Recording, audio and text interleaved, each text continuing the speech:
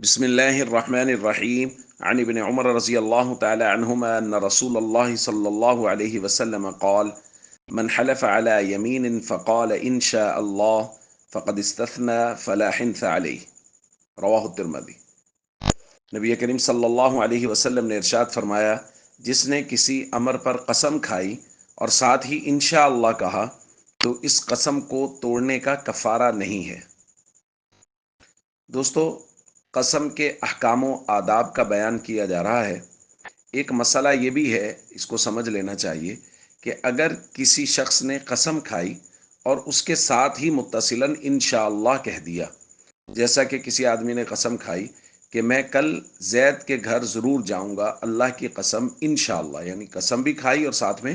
انشاءاللہ کا لفظ بھی بول دیا،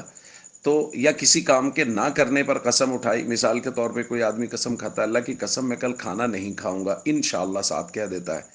تو اب انشاءاللہ کہنے سے قسم والا معنی ختم ہو گیا۔ اب اگر یہ قسم کے خلاف کرے گا تو اس پر قسم کا کفارہ لازم نہیں ہوگا، چونکہ انشاءاللہ کہنے سے قسم کا لفظ بے اثر ہو جاتا ہے۔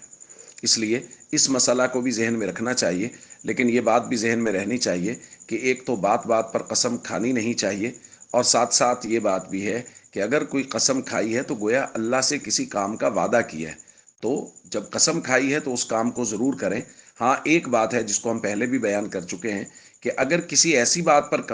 قسم کھا لی ہے جو بات شریعت کی نظر میں ناپسندیدہ ہے، کسی رشتہ دار سے بدسلوکی کی قسم کھا لی، یا یہ قسم کھائی کہ میں فلاں رشتہ دار سے بات نہیں کروں گا، ان سے تعلق نہیں رکھوں گا، اس طرح کی اگر قسم کھائی ہے تو پھر ہم پہلے بیان کر چکے ہیں کہ اس قسم کو توڑنا لازم ہے۔ اس قسم کو توڑیں، قسم کا کفارہ دیں، اور وہ کام کریں جو شریعت کے مزاج کے مطابق ہو۔ السلام علیکم ورحمۃ اللہ وبرکاتہ۔